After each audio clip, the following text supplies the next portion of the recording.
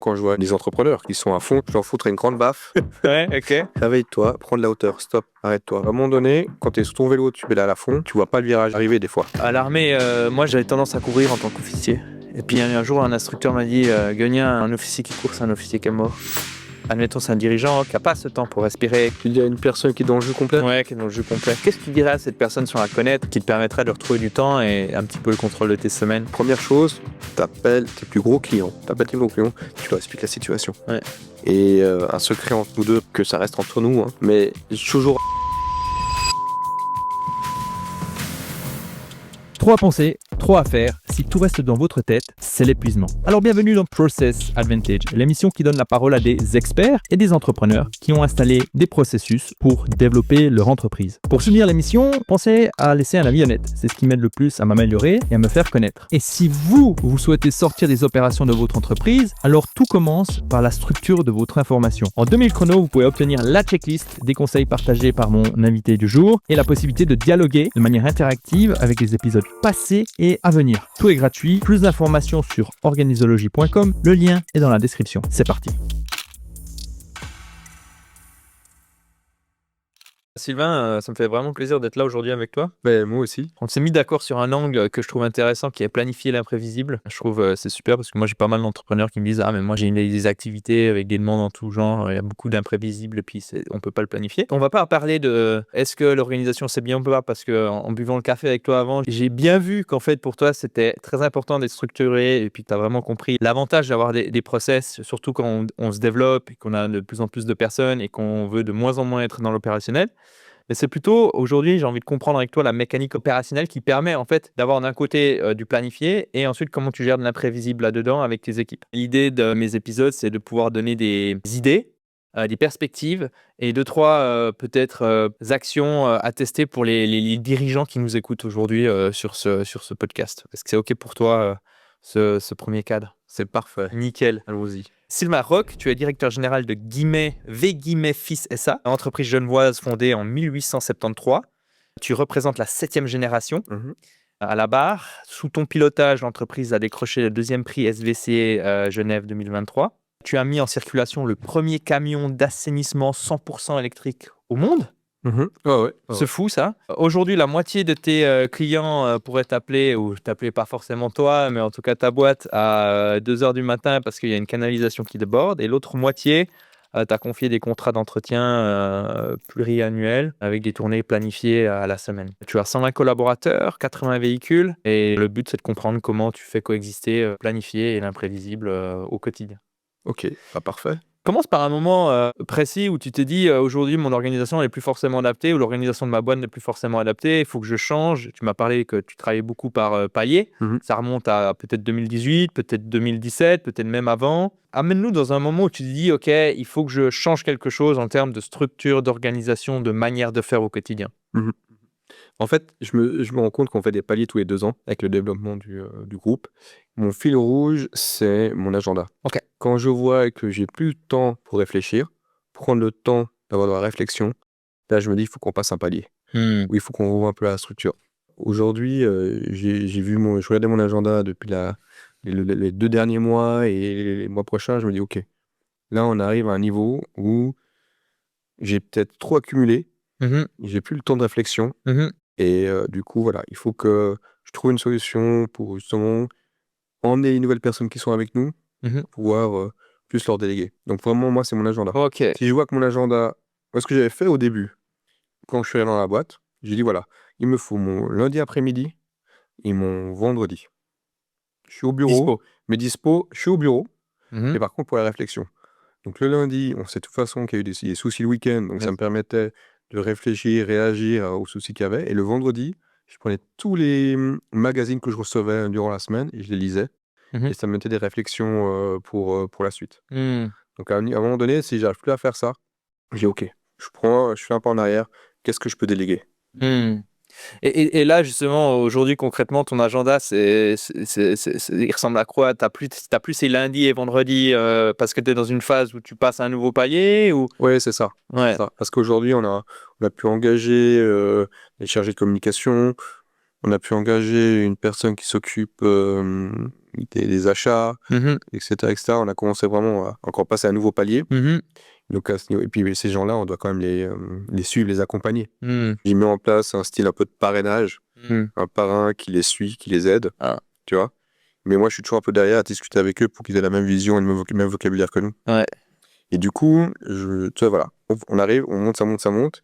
En plus, je passe un peu trop de temps des fois avec eux, ou pas assez. Ouais. Et puis là, justement, je règle un peu mon fusil d'épaule, je vois comment ça se passe. Ouais. Et pourquoi c'est important pour toi de réfléchir? Parce que je connais beaucoup d'entrepreneurs qui sont sous l'eau tout le temps et qui pensent que la réflexion, c'est de la perte de temps. Très bonne question, très bonne question. J'adore être dans le jus. Mais T'adores être dans le jus, c'est-à-dire dans l'action. Dans l'action, j'adore être dans l'action. Ouais. Mais quand tu es dans l'action, tu vois plus un peu ce qui se passe autour. Donc, à un moment donné, quand tu es sur ton vélo, tu pédales à fond, ben, tu vois pas le virage arriver des fois. Et on voit des grandes structures, ben, ils se sont plantés parce qu'ils étaient à fond.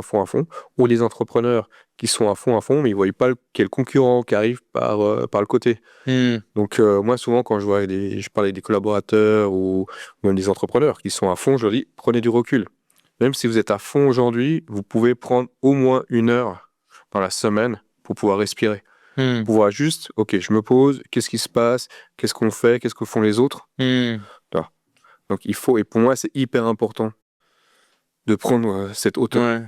Et ça m'intéresse qu'on s'arrête un petit peu là-dessus. Parlons un peu de tes sessions de réflexion. Tu réfléchis à quoi? Est-ce que tu as une routine? Parce que voilà, 2 après-midi par semaine, tu vas analyser, tu vas lire la presse, T'as des newsletters, c'est quoi à quoi tu réfléchis? À la stratégie, à un sujet chaud qui te lâche plus? Parce que des fois c'est aussi ça, des fois t'as des idées comme ça qui reviennent, tu les vois tout le temps autour de toi, un peu comme quand tu vas acheter une nouvelle voiture, tu la vois tout le temps, tu dis purée, tout le monde a cette voiture. Alors j'adore. C'est quoi le truc, c'est que moi j'adore être au courant de tout. Donc j'adore lire les newsletters, donc je suis inscrit à plein de newsletters. Je suis inscrit dans plein de magazines, donc j'adore lire. J'adore même écouter les podcasts, dont le tien. Merci. C'est vraiment très intéressant. Donc tous ces trucs-là, ces choses-là me donnent de l'énergie à pouvoir avancer, évoluer. Tu vois, et faut pas oublier que la concurrence, elle est là. Bien sûr. Et puis il faut prendre la concurrence, il faut prendre tout ce qui est politique en jeu, l'environnement. Il y a beaucoup de choses qui se passent. Et je veux toujours pouvoir suivre le marché, suivre les tendances. Donc pour moi, c'est hyper important d'aller de l'avant comme ça. Et le camion électrique, il est né dans une de ces périodes de réflexion où tu te dis, qu'est-ce qui t'a fait dire que dans l'assainissement, un camion électrique allait être important? Je chope la balle au bon. C'est aussi une bonne question. C'est comme tu dis, moi je suis à 7e génération. Donc quand je suis revenu dans la boîte, je suis venu avec ma vision. Ouais. Tu vois, évidemment, l'entreprise fonctionnait déjà très bien, tu vois. Mais j'ai amené ma vision et je voulais que les choses. Mon père me le disait, et puis son père le disait aussi. Tu viens, tu dois amener aussi une plus-value dans l'entreprise. Et une entreprise, après la fin de la génération, bah, tu sens qu'elle décline un petit peu. Il y a des choses qu'il faut revoir, tu vois. Et là, je me suis dit, voilà, moi, pour la prochaine génération qui va arriver après moi, je veux pas que la personne vienne après moi, mon fils ou quelqu'un d'autre, ça peut être mon neveu, ça peut être n'importe qui, mais qui se disent ah ouais, il y a beaucoup de boulot parce que la boîte, elle a pas pris la tendance. Toi, pour dire, moi quand je suis arrivé dans la boîte il y a 15 ans, il y avait un mail pour tout le monde, et il y avait le fax. Ouais, c'est fou, hein. C'est de dingue. Je veux dire, alors tout le monde faisait des allers-retours pour voir s'il recevait des mails.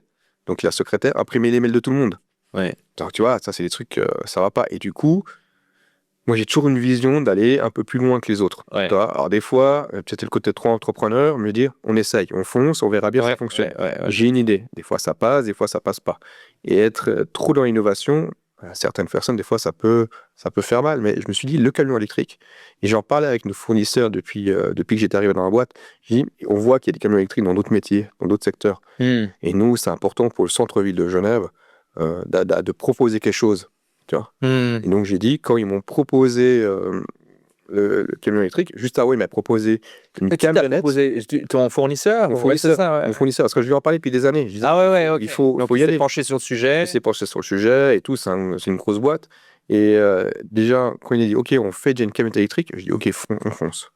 On fonce. Et juste avant, je lui disais, nous, le problème des véhicules que tu nous fais, ils sont trop hauts. Trop hauts, ça rentre pas dans les garages. Donc on a regardé avec lui, on a travaillé là-dessus, sur un système, à des véhicules plus petits. Hop, go, on est parti. On était les premiers à l'avoir. Premier électrique. Non, c'était des véhicules encore électriques, thermiques, mais très bas, pour pouvoir rentrer dans les garages. Et après, je lui ai dit, OK, maintenant, tu vas faire électrique. Alors, on a trouvé une petite camionnette électrique, ça a marché très très bien. Et je dis, bon, maintenant, prochaine étape, c'est le camion. Il faut qu'on y aille. Et du coup, ils avaient déjà aussi l'idée, en tête depuis un petit moment. Et quand ils m'ont dit, il y a un camion électrique, c'est possible, bah, j'ai tout de suite dit go. Même quand tu as vu le montant t'as quand même réfléchi à 2 fois. Ça pique, hein. Ça pique beaucoup. Et donc, c'était quoi, 2 fois le prix, 3 fois le prix? 2 fois le prix. J'aurais pu acheter 2 camions quasiment, un peu plus de camions que pour un électrique. Mais on y va et on montre aux gens que c'est capable. On est capable de le faire et on peut y aller. Donc 2 fois 2 camions. C'est le prix de 2 camions. Donc au moment de la signature... tu la sens passer. Je la sens passer, mais j'y croyais. J'y croyais dès le début. Et aujourd'hui, on est hyper content. Ça fonctionne super bien. Et il tombe jamais en panne. C'était ça aussi le truc. Parce qu'on sait, tu as des voitures électriques, marque américaine. Quand ça marche plus, la voiture, elle bouge plus. Et là, avec un camion, tu te dis, si le camion il est coincé sur le pont du Mont-Blanc, ou coincé sur l'autoroute, c'est très compliqué. Donc ça, c'était le point à discuter avec eux. Et c'est nickel, ça fonctionne très très bien. On est très très contents. Ok, super. Et donc ça, tu penses que c'est ce genre d'idées, tu les aurais pas ou moins si tu n'avais pas ces moments, ces bouffées de réflexion stratégique semaine après semaine? Oui, je pense clairement. Après, moi, j'adore, vous savez, dans les salons dans des salons étrangers pour voir ce qu'ils font aussi. J'ai toujours adoré l'innovation depuis que je suis gamin. Moi, je sais que depuis l'âge de 6 ans, je vais travailler dans la boîte.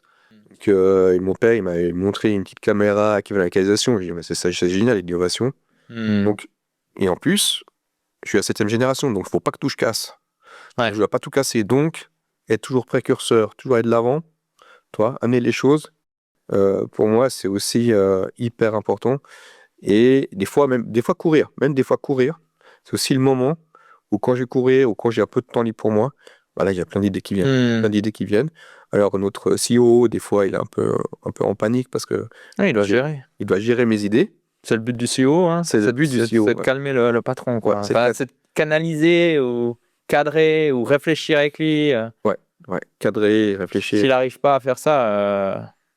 Il est où le buffer? Voilà, exactement. Et à l'époque, on n'en avait pas, donc je vais me battre avec moi-même. Et du coup, moi, je lui amène, toutes les semaines, je lui amène des idées et tout. Alors, des fois, il est un peu en panique, des fois, mais ça fonctionne comme ça. Et quand tu disais de battre avec toi-même, c'est-à-dire de battre entre plusieurs idées? Et comment tu faisais pour choisir? Pareil, hein, c'était pas au programme, mais aujourd'hui, je suis d'humeur d'explorer des questions qui viennent au vol. Mais comment tu faisais pour... Parce qu'en fait... ce qui coule beaucoup de boîtes, à mon avis, c'est la tendance à la dispersion sur trop de projets en même temps. Évidemment, il faut diversifier, mais je trouve que la limite entre diversifier et se disperser, elle est vachement fine. On a tendance à se disperser ou se diversifier par peur, souvent, parce qu'on se dit j'ai un petit passage à vide, donc je vais lancer une nouvelle offre, ou alors je vais faire ce que mes clients me demandent de faire, et je m'éloigne peut-être de mon offre cœur métier, etc., plutôt que d'aller chercher les prochains clients. Toi, c'est quoi ta réflexion ou comment tu fais pour prendre des décisions et te dire, bon, on va essayer d'aller là-dedans sans tomber dans la dispersion? Alors, moi, ce que je fais déjà, c'est j'ai beaucoup d'idées à la minute, donc je note tout. Et comme à la base, j'ai une formation commerciale et contrôle de gestion, donc je mets tout sur papier et je regarde si ça vaut la peine ou pas. Après, j'en parle énormément avec mes équipes, voir ce qui est intéressant ou pas, et je le fais pas pendant les moments de crise. Je l'ai fait pendant les moments où tout va bien. Et souvent, je prends énormément d'idées, et on en parle dans la semaine et tout. Et souvent, on valide les idées l'été, parce que l'été, c'est plus calme pour nous. Et c'est des bonnes périodes. Donc l'été, on regarde, OK, pour l'année prochaine, on fait ça, l'année prochaine, on fait ça, ou pas. Mais on garde pas, on garde sur le long terme. Si on a un truc qui nous plaît, on est à fond dedans. Des fois, ça peut nous prendre 6 mois ou une année avant qu'on lance le produit. Parce qu'avant, il faut faire des études de marché. J'ai fait aussi un peu de communication, j'ai fait un peu de marketing. Études de marché avant, on a toutes les process qui sont mis en place par rapport à une idée que j'ai eue. Et c'est comme ça, comme tu dis, il y en a beaucoup qui vont dans plein d'histoires, plein de projets différents, ça se pète la figure. Ouais, hein. Et encore une fois, j'ai un peu cette épée de Damoclès autour de la tête, au-dessus de la tête. La famille, hein, c'est ça. La famille. Enfin, les générations. Les générations d'avant. Donc aussi, pas d'erreur. On y va. Quand une idée est très bonne, on fonce. Quand l'idée est moyenne, ben, on n'y va pas. Ok, donc en fait, dans ta semaine, tu sens que c'est un peu surchargé, que tu as plus ces moments de réflexion stratégique. Comment tu fais justement, comment tu as fait quand tu as peut-être en 2017, 2018 ou la dernière fois où tu étais dans cette situation? Comment tu fais pour retrouver justement du temps pour sortir des opérations et retrouver ton rôle de CEO, c'est-à-dire la stratégie, le relationnel, le développement? C'est quoi ton approche? J'en parle énormément avec, maintenant que j'ai mon CEO, j'en parle énormément. Je dis voilà, là je commence à être dans le jus. Maintenant, on a aussi une assistante, donc elle voit aussi mon agenda, elle me dit attention, là il y a beaucoup. Et puis voilà, c'est surtout eux qui me disent. Moi je le vois, mais je suis toujours un fonceur, donc c'est surtout eux qui me disent attention. Parce que eux, tu leur as donné en fait, tu leur as dit, moi il me faut du temps pour réfléchir, quoi. Ouais, exactement. Moi je leur ai dit il me faut du temps pour réfléchir. Donc si vous voyez que mon agenda est compliqué, il faut venir me le dire. Et tu bloques dans ton agenda du lundi et du vendredi, et par exemple ton assistante, elle a comme mission de uniquement accepter les trucs très très importants et rien d'autre, c'est ça un peu? Ouais, exactement. Mais souvent c'est moi qui c'est bon, quoi. c'est bon, ça passe. Tu vois, le lundi, je sais que tous les lundis, voilà, je dois prendre du temps pour la réflexion, tout ça. Jusqu'à présent, cette année, tous les lundis, je me suis mis 2-3 trucs. Ouais. Tu vois.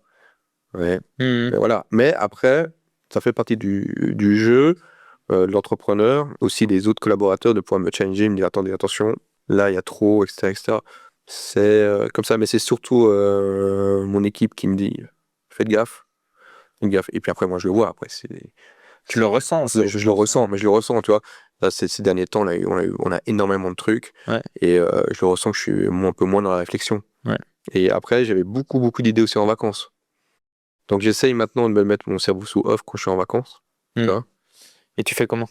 Avec un enfant, c'est vachement plus facile en fait. Hein.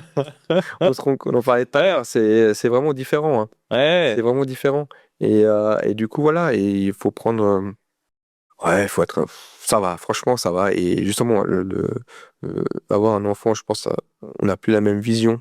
Et on prend plus de temps quand on est en vacances, quand il est là, que quand on est seul. Et puis, on a le laptop qui est ouvert. Et on se dit à 7h du matin. Avec ta dame, tu dis ouais, j'arrive. Je suis à 7h du matin, tu te réveilles. Une gueulante. Ouais. Qui vient en boomerang, qui vient en retour. Ouais, c'est ça. Mais faire un enfant pour déconnecter, c'est quand même assez coûteux, te diront certains. Donc tu dirais quoi aux entrepreneurs qui nous écoutent et qui justement ont de la peine à déconnecter parce que c'est aussi une problématique relativement importante, de ne pas faire la part des choses. Et je trouve qu'avec le numérique, c'est encore plus compliqué aussi. Tu parlais des emails. L'email à l'époque, le fax, il restait au boulot, quoi. Maintenant, on a cette laisse numérique qui nous suit, quoi. Voilà. Est-ce que toi, tu as deux, trois recommandations à donner à ces personnes-là qui ont le cerveau en feu puis qui n'arrivent pas à débrancher? Ouais, le sport déjà. Ouais. Le sport. Faites ce que je dis, pas ce que je fais. Parce que j'ai fait beaucoup de judo quand j'étais jeune. Aujourd'hui, j'ai beaucoup moins de temps. Bon, tu cours quand même encore. Hein. Je cours un peu quand même. J'essaie quand même d'aider un peu au judo. Parce que c'est vraiment. C'est ce que j'adore. Et j'adore cette vision de ce sport. Mais le sport, je pense que c'est pas mal. Ouais. Et moi, j'ai toujours dit, mon téléphone est toujours allumé. Okay. Toujours allumé. Quoi qu'il arrive, la nuit, il est allumé, tout ça. Mais ah ouais. Donc, quoi qu'il arrive, tout le monde peut m'appeler, il y a un souci présent. Mais, parce qu'il y a le mais. Ouais. Aujourd'hui, le mais, c'est que je coupe tout ce qui est 3G. Enfin, 5G maintenant. Tout ce qui est WhatsApp, tout ça. Dans les périodes de la journée, déjà. Parce qu'aujourd'hui, moi, des fois, je me retrouve avec 500 WhatsApp. Ouais. Tu vois, donc tu te dis, c'est fou, t'as pas besoin de tout concentrer. Donc, déjà, j'enlève le 3G des fois pendant quelques heures, tu vois, et puis pour me concentrer sur ce que je fais. Donc, en fait, t'as que les appels qui passent. Ouais. C'est ça, en fait. Ouais. Et aujourd'hui, tu te rends compte comme les gens, ils t'appellent beaucoup moins. Ouais. Beaucoup moins, c'est tout par WhatsApp. Donc, déjà, cette partie-là. Le sport, couper cette partie-là. Tu restes atteignable au cas où. Mais voilà, parce que comme tu dis, il y a plein de gens qui me disent je suis dans le jus. Ouais. Je leur dis, mais le sport, prenez un peu de hauteur, mais déjà, on rend juste cette partie-là. Ouais. Et une assistante. Beaucoup d'entrepreneurs qui sont dans le jeu encore me disent, mais j'ai pas les moyens d'avoir une assistante. Ouais. Je leur dis, prenez les moyens, faites. Investissez. Investissez dedans, vous verrez, c'est génial. Moi, aujourd'hui, c'est mon assistante professionnelle, mais aussi privée. Bien sûr. Et c'est un gain de temps énorme. Et tous ceux qui l'ont fait, aujourd'hui, me remercient. Ouais. Ouais, ça m'avait surpris. J'étais allé parler auprès d'entrepreneurs, mais qui ont des belles boîtes, tu vois. Enfin, de l'extérieur, en tout cas, tu te dis, ils ont bien réussi. Et puis, je leur ai posé la question, bon, ici, qui a une assistante. Et en fait, ça m'avait surpris de voir autant peu de mains se lever, en fait. Tu vois. Après, bon, derrière, tu as des croyances, tu as des peurs, la confidentialité, la croyance de dire, finalement, je suis pas remplaçable sur certains trucs, etc. Donc, bon, voilà, que ce soit. Après, je dis toujours, c'est le contexte qui est roi et ça nécessite de réfléchir au cas par cas. Mais pour moi, c'est, en tout cas, moi, l'une des premières personnes que j'avais eues de manière fixe dans ma boîte, c'était vraiment une assistante durant 3 ans, quoi. Et alors que je suis seul, tu vois. C'était pas à 100%, mais ça m'avait énormément aidé. Puis c'était à distance en plus. Mais ça m'avait énormément aidé à. Plus que le temps qu'elle me faisait gagner, c'est la charge mentale, en fait. Le fait de me dire, en fait, ce soir, après le podcast, j'ai pas besoin d'aller checker mes emails, j'ai pas besoin de faire ceci. Bon, maintenant, il n'est plus là, puis c'est un agent IA, mais l'idée, c'est la même chose. Et puis l'agent IA ne peut pas faire des choses que l'assistante faisait. Donc, il y a quand même encore un. Je pense qu'à terme, je vais quand même en reprendre une, quoi. Mais t'as raison. Et puis, l'assistante, elle permet aussi de te structurer. Ouais. Elle est aussi là pour t'aider. Donc, Bien sûr. Et puis, comme beaucoup de gens me parlent aussi de la confidentialité, mais aussi des documents. Ouais. Ouais, et puis après, c'est le risque que tu prends quand tu travailles avec quelqu'un, quoi. Enfin, Oui, exactement. Et aujourd'hui, être entrepreneur, je pense, c'est pas être tout le temps derrière son PC ou être derrière, ou avoir un agenda de malade. C'est d'avoir du temps pour réfléchir, pour développer la boîte. Et du coup, et je remercie mes collaborateurs tous les jours de me permettre aussi bien sûr. de nous aider à développer le groupe. Bien sûr. Donc, tu as carrément raison. Et maintenant, il y a l'IA qui arrive. Ça va être un peu différent. Mais je pense qu'une assistante, aujourd'hui, en une année, vous allez avoir un gain de temps pour pouvoir développer la boîte, développer autre chose. C'est ça. Cool. Donc, comment on gère la partie... parlons un peu du business, ce que tu fais pour les personnes parce que j'ai un peu présenté, mais sans rentrer dans le détail. Parlons un peu, voilà, de l'état de tes offres, mais dans les grandes lignes, ce que tu fais, parce qu'après, on va revenir sur la partie process. Et c'est une notion de prévisible, et donc de planifiable et d'imprévisible. Alors, nous, on fait un entretien d'équalisation. Donc, on a différents services, on fait l'entretien d'équalisation. Évidemment, on a le dépannage, je pense qu'on en parlera après. C'est bien important. On fait aussi tout ce qui est pompage avec des gros camions. On fait des passages caméras, les caméras dans l'équalisation. On a un petit service maçonnerie qui aide aussi à refaire l'équalisation et les réparer. Et aujourd'hui, on a aussi le chemisage, qui est aussi très important. C'est quoi c'est quand tu dois refaire de la maçonnerie autour de tubes ou... En fait, le chemisage, c'est quand tu fais en gros, si tu fais une canalisation dans la canalisation. Ok. C'est qu'en fait, tu viens faire une canalisation, voilà. C'est comme une chaussette que tu viens dérouler derrière. Et, ça fait une canalisation. Donc, on a ça. Et on fait l'entretien des pompes de relevage. Ouais, ok. Ok. Et donc, en fait, tu as une partie de mandat à l'année où c'est en fait de l'entretien, prévention. Donc, ça, c'est planifiable. Et ensuite, tu as l'imprévisible. Ouais, alors on en a même un troisième, on a du one-shot. Par exemple, on fait l'équalisation pour les fins de chantier. Ouais. Donc, où il y a des passages caméra à faire, ou une l'équalisation avant. Bien sûr, l'immeuble soit en service. Donc, on a aussi cette partie-là, le one-shot, toi. Ouais. Moi, j'ai vraiment séparé les trois. Donc, on a les contrats, comme tu dis. Ouais. Et ça, c'est du récurrent. C'est ce qui nous permet aussi de voir sur le long terme. Voir sur le long terme. Et puis après, les fameux dépannages qui peut être hyper intéressant et qui n'est pas planifiable, en fait. Qui n'est pas planifiable, non. Comment tu gères cette partie-là? Alors, c'est quoi? Donc, si j'ai bien compris, tu as une partie de tes ressources qui sont sur du contrat, ça c'est planifiable. Ok. Puis ensuite, tu as une partie qui est les pompiers, quoi, en gros. En gros, c'est ça. En gros, si tu veux, on est les pompiers d'égalisation. Mais là, alors, on a, encore une fois, j'ai pas réinventé la roue, tu vois, les générations avant moi l'ont fait. Mais on a réussi aujourd'hui un peu à moderniser tout ça. C'est qu'aujourd'hui, on a une personne qui s'occupe de tout ce qui est planification. Tu vois, et les appels, ça arrive au bureau et après, ils lui transmettent à elle. Et elle, et quand elle peut voir qui sont les plus proches, et le degré d'urgence aussi. Ouais. Et des fois, c'est des choses ultra urgentes et d'autres pas du tout. Donc, elle a cette partie-là. Et tu peux donner un exemple justement de ultra urgent? Ultra urgent? Ouais, vas-y. Parce que justement, tu es sur Genève, sur Genève, vas-y. Ultra urgent, une fois, on a une personne qui nous a appelé, puis elle me dit, écoutez, je suis au premier étage et il y a tout qui ressort par mes toilettes. Ouais, ok, ouais. Et j'ai à peu près, j'ai 10 cm d'eau dans mon appartement. Et là, Et elle est au premier. elle est au premier. Mais tu te dis, mais c'est pas possible. Et puis du coup, à l'époque, le collaborateur, il m'a appelé, il nous explique ça. Je dis, mais c'est pas possible ça.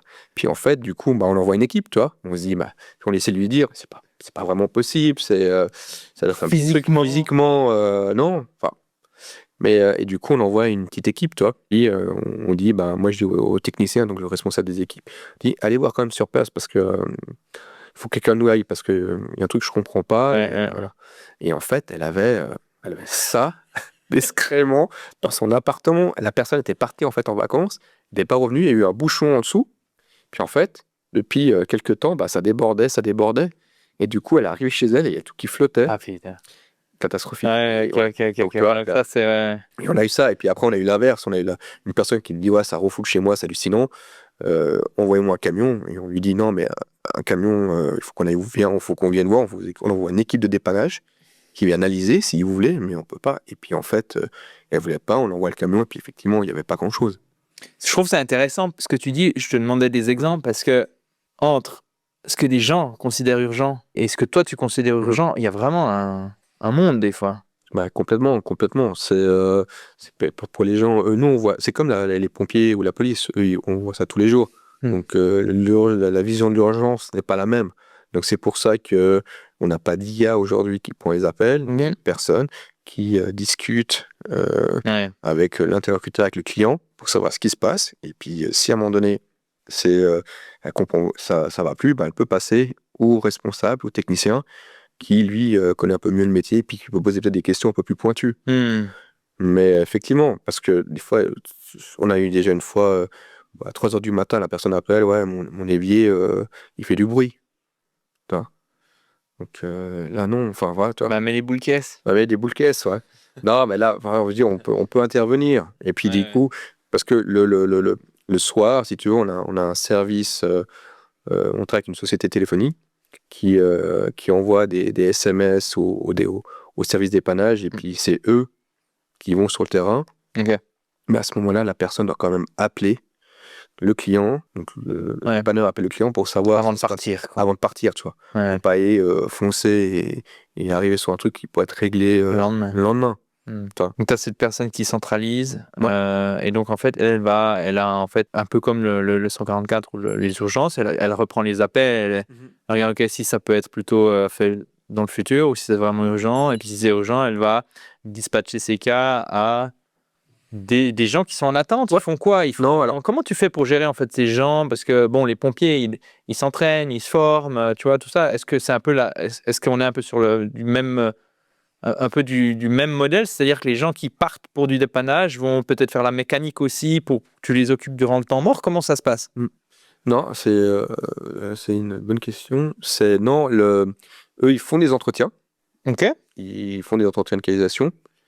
Et comme ça, s'il y a une urgence, ils peuvent partir, tu vois, en urgence. Et puis, des fois, il y en a certains. Si tu veux, on est quand même assez leader sur le marché. Donc, il y a du roulement. Donc, au début, justement, on était un peu entre deux, où les dépanneurs faisaient un peu de contrat. Et maintenant, il y a du roulement, il y a du mouvement et il y a du boulot. Il y a du dépannage. Donc, ils y vont. Donc, ils ont moins de temps de faire ces fameux contrats d'entretien qu'ils pouvaient faire avant. Ouais, donc en fait, initialement, si on remonte à quelques années en arrière, c'était peut-être tout le monde était sur du contrat, mais certaines personnes allaient être appelées à faire de l'urgence, quoi. Ouais, voilà. Okay. C'est ça. C'est comme ça que vous gérez, le planifiez. C'est exactement ça. Est-ce qu'il y avait quand même une charge, une gestion de la charge, c'est-à-dire que si tu as trop de contrats, non, en fait, ça joue dans ce sens. En fait, dans ce sens-là, ça joue. Et quand je suis arrivé dans la boîte, en fait, on n'avait que 1 ou 2 dépanneurs et tous les autres, s'il fallait vraiment, ils y allaient. Tu vois, il fallait les urgences. Mais c'était pas trop, ils n'avaient pas vraiment le matériel. Du coup, quand je suis arrivé, il y a eu 2-3 gros orages. On s'est rendu compte que nos collaborateurs n'avaient pas vraiment le matos pour faire le job.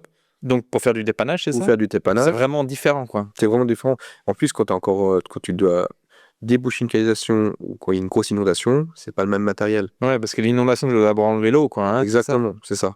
Donc, on a dit, OK, moi, je leur ai dit, OK, maintenant, tous les véhicules ont du matériel de dépannage, ou quasiment tous les véhicules, parce qu'évidemment, on a différents véhicules et certains, on peut pas. Mais, OK, on prévoit ce qui est pas prévisible, comme c'est tout à l'heure.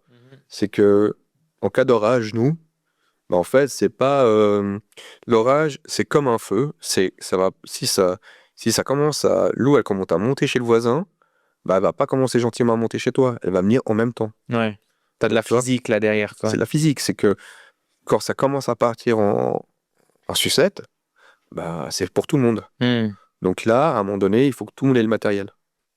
Parce que là, il y a vraiment un degré d'urgence. Ouais. Donc là, ça, on a mis en place. Donc tous les véhicules ont le matériel pour intervenir au cas où, urgemment, si les dépanneurs sont déjà full, quoi. Ouais.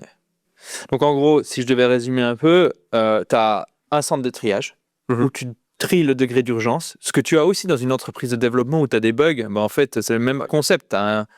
Et en fait, je pense que ça peut être appliqué dans énormément de... En fait, tu as une personne qui est plutôt allumée, je pense, mentalement, qui doit être bien là, qui dit écoute, qui va poser des questions, comprendre de quoi il s'agit vraiment, et puis qui va ensuite te dire non, moi, ça peut attendre, on va plutôt vous faire une offre pour venir plus tard. C'est ça. Voilà. Puis après, tu as en fait nous on appelle ça à l'armée des mesures d'urgence, ou on va dire des comportements standards. Ok, s'il y a ce type de cas qui se présente, alors c'est le camion plus les véhicules, les gens sont équipés et puis c'est parti, quoi. Mais c'est exactement ça. Mais moi, encore une fois, j'ai rien inventé. Ouais, non, mais je l'ai noté, je t'ai pas réinventé la roue, mais c'est très bien parce qu'il y a beaucoup de gens, je trouve, qui veulent réinventer la roue pour réinventer la roue. Mais il faut pas. Encore une fois, moi, tout ce que j'ai lu, comme tu dis, à l'armée, moi, j'ai repris des choses de l'armée. Hein. Ouais. Je veux dire, l'armée, qu'on aime ou qu'on n'aime pas, mais ça, quand tu es entrepreneur, ça amène quand même pas mal d'idées pour structurer ton entreprise. Le management aussi. Bien sûr. Comme d'autres choses. Hein. Genre, avant, j'ai des petits cours de judo. Tu vois que les jeunes, c'est comme les adultes. Il y a toujours une personne, tu lui montres quelque chose, et une autre, tu lui montres la même chose. C'est pas le même ressenti. Donc, l'armée ou d'autres choses, et les process. Voilà, tu mets un process, tout le monde doit le suivre. Peut-être, des fois, ça vite un peu, mais... Bien sûr, c'est normal. Ok, donc en parlant de process, c'est lequel qui tient tout là dans la partie, dans ta boîte c'est quoi le process le plus important s'il y en a un seul qui menacerait l'équilibre planifié ou simplement le fonctionnement des dépannages ou peut-être autre chose? C'est quoi pour toi? Parce que tu m'as dit que vous êtes en train de revoir les process, notamment pour la partie ISO. Donc probablement que tu es un peu dans le truc en ce moment. C'est quoi celui qui te semble le plus important? C'est quoi la gestion des clients d'une manière générale? L'onboarding, c'est quoi? J'ai envie de te dire qu'il n'y en a aucun qui est, s'il lâche, ça fait couler la boîte. Ouais.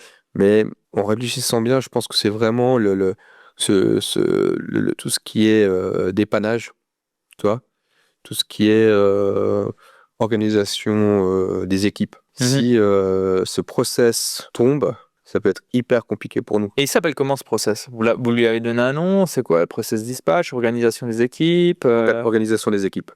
Ok, et c'est c'est le CEO qui gère ça? Comment ça se passe? Alors, c'est le directeur des opérations. Ouais. On a un directeur des opérations qui est chargé de cette partie-là, avec tout son team. Donc, il y a les techniciens, il y a la personne qui fait justement cette gestion des équipes, tout ça. Donc, c'est tout géré par lui. Et du coup, on sait que, en fait, on a déjà fait. J'adore faire la gestion des risques. Donc, voilà. Et puis, pendant le Covid, ça a été hyper intéressant. Même pour certains, c'était compliqué. Pour nous, je ne devrais pas le dire, mais moi, j'ai adoré cette situation parce que on a pu revoir nos process. Ouais. On a pu développer des services. Et on a vu le côté humain, comment le gérer. C'est quoi les services que vous avez développés? On a développé. Avant le Covid. Alors, c'était tout ce qui était dépannage, mais dépannage, justement, tout ce qui était dépannage, inondation. Et c'est ce que je disais tout à l'heure, c'est que, en fait, on s'est rendu compte qu'il faut qu'on mette du matériel de dépannage dans tous les véhicules. Tu vois le véhicule le plus proche, il peut... Bah ouais, parce que pendant le Covid, Ben voilà, on essaie de faire des tournus, pas avoir toutes les mêmes équipes. Certaines équipes pouvaient travailler, d'autres pas. Voilà, ok. tu vois. Et on s'est dit, bah voilà. Là, Redondance, voilà. Ouais. donc tu vois, et voilà, donc on a mis ça en place. Et ça, c'était pas mal. Ouais. Donc, organisation des équipes. Et puis après, parle-moi justement de ce flux un peu dépannage. Je pense que ça peut être intéressant. Tu veux celui avec les orages? Ouais, on peut prendre celui des orages. La personne, enfin, il y a de l'eau qui déborde partout. J'en sais rien. Moi, je suis touché. Je me dis, purée, comment je sais déjà que vous existez? Ouais. Où c'est qu'ils vous trouvent, tu vois? Ça, Je propose, ouais, orage, c'est intéressant. Vas-y. Allez, bah, c'est le cas. C'est en fait, parce que c'est mon préféré. Ok. C'est le chaos technique. C'est Chaos technique. chaos technique. On a un autre nom, mais le chaos technique. En fait, et puis surtout le soir, toi, la nuit. Ouais, Donc, chaos technique de nuit. chaos technique de nuit. Donc, on a mis en place, et ça, c'est avec le directeur technique, qui est vraiment un mec exceptionnel. À part ça, voilà. C'est ce qui se passe, c'est que le soir, donc je te dis, tu as une centrale qui prend les téléphones Mhm. et qui envoie des messages à notre dépanneur attitré. Voilà, s'il dit, ok, c'est un orage. C'est un orage. Donc, bon, déjà, nous, tous les jours, on regarde la météo. La météo suisse, on regarde ce qui va arriver. Ouais. Tu vois. Donc, on le sent. Ouais. On voit que ça va péter, tu vois. Ouais. Donc ça, c'est étape numéro 1. On voit que ça va péter. Donc, on prépare les équipes dire, OK, il y a un dépanneur, peut-être 2, peut-être 3 qui sont là, mais en stand-by, tu vois. Ouais. Et quand Ils jouent aux cartes. ils jouent aux cartes, voilà, chez eux, ils jouent aux cartes, voilà, ou à FIFA. Ils disent, c'est bon, ils voient la pluie. Ils disent, bon, C'est ça. ce soir, j'y passe, quoi. Ce soir, j'y passe, tu vois. Et du coup, quand ils reçoivent plus que 10 appels dans les 3 minutes, Ouais. 10 messages dans les 3 minutes, bah là, directement, il appelle le directeur technique. Il dit, c'est parti. Ok. Et à partir de là, ben, le directeur technique prend le lead sur tous les appels. Ouais. Alors, alors là, je te dis vraiment le gros chaos technique. Ouais. C'est que du coup, il nous appelle. Alors moi, évidemment, quand je sais que c'est les orages, je suis pas très loin du bureau, mais on fait venir du monde au bureau. Pas tout le monde, hein. Il faut faire attention parce que les gros orages, ça peut durer longtemps. Donc on fait une petite partie qui vient prendre les téléphones. On dit aux gens qui étaient en stand-by, ok, maintenant vous pouvez venir. On fait venir une première vague, toi. Et après, s'il faut, on enclenche la deuxième, puis la troisième, etc. Pour avoir du monde qui vient, pour soutenir. Puis gérer la capacité à durer, quoi. Ouais, exactement. Parce qu'on avait vu pendant les gros orages il y a quelques années, en fait, on s'était rendu compte, encore une fois, c'est le process. Aujourd'hui, on est avec la 50e procédure. Hein, Ouais, bien sûr. parce qu'on a version, quoi. Ouais. 50e version. Mais on s'est rendu compte qu'on t'envoie tout le monde, bah, évidemment, parce que les clients, ils t'appellent. Mais à la fin, après 3 jours, tout le monde est épuisé. Ouais. Donc là, justement, c'est de faire des vagues, justement, pour qu'il y ait un tournus, que les gens puissent se reposer. Parce que c'est du 24 sur 24, là. Ouais, bah ouais. Donc là, tout le monde est sollicité. Donc on met cette partie-là, et après, vague par vague, ça arrive dans la boîte, on envoie les équipes. Mais c'est hyper intéressant. Ouais, donc en fait, tu as central triage, ils disent, ok, là c'est bon, il y a plus de... Tu m'as dit combien? 10 appels en 3 minutes? Ouais, 10 appels en 3 minutes. Ok, donc là c'est une sorte d'indicateur. Ok, et puis ensuite, il y a le directeur technique qui reprend le relais. Ouais. Lui, il va déclencher certaines personnes, certaines équipes, c'est ça? Et sur le terrain et dans les bureaux. Ouais. Voilà. Puis ensuite, ben, les mecs, ils partent sur le terrain, quoi. Ouais. Les mecs partent sur le terrain. Une partie, le centre de tri, il est, la capacité, normalement, c'est le tri, c'est une seule personne, voire 2 des fois chez nous. Là, ils sont beaucoup plus, mais tu as toujours le directeur technique qui va continuer à gérer, donner le tempo, toi, avec moi. Moi, je vais l'aider. Ouais, vous êtes en binôme, c'est ça? Non, on est en binôme. Parce que c'est la question que j'avais, c'est qu'en fait, lui, sa capacité à durer, si ça dure 3 jours, il faut qu'il aille dormir en binôme. Exactement. Donc, en fait, c'est là qu'il y a... Ouais. COO ou toi? Non, c'est le directeur technique. Si tu veux, je suis là, je suis le CEO. Après, tu as le COO. Ouais. Après, tu as le directeur technique. Okay, et donc, c'est pas le COO qui fait ce... Non, okay. Non. C'est et c'est quoi la raison? C'est quoi la raison? Parce que le directeur technique, il est avec ses équipes tous les jours. Il connaît le métier. Ouais. Aujourd'hui, le CEO, il gère différentes branches, différentes entreprises du groupe. Ok. Tu vois? Ouais. Donc, il ne serait pas à même faire cette partie-là, même s'il connaît très bien. Ouais. Tu vois, mais cette partie-là, c'est vraiment... Moi, je veux des gens qui ont plus d'expérience. Ouais. Et c'est une personne qui est avec nous depuis des années, qui a fait un peu tous les niveaux, tu vois. Et du coup, voilà, on se connaît bien, on sait comment on fait. Donc là, c'est vraiment le côté technique ressenti. Ok. Ouais. Donc, tu as l'intervention sur le terrain. Intervention sur le terrain. Ensuite, il arrête de pleuvoir, tout le monde est content. Qu'est-ce qui se passe après? Bah, tout le monde se repose. Bah, après, de toute façon, tu sais que quand il arrête de pleuvoir, tu sais de toute façon qu'il y a quand même des dégâts. Donc, il y a des caves qui sont complètement trempées. Donc, il faut commencer à les sécher. Donc, on a des systèmes, des déshumidificateurs qu'il faut mettre en place. Ben, toi, c'est encore toute la suite qui est hyper important. Il faut un suivi parce que les clients, il faut leur expliquer que tout va aller bien. Enfin, il faut les soutenir aussi. Bien sûr. Parce que quand, avec les déluges qu'on a eu il y a quelques années, des fois, on avait des gens au téléphone qui pleuraient. Ils disaient, on a tu m'étonnes. tout perdu, quoi. Tu m'étonnes.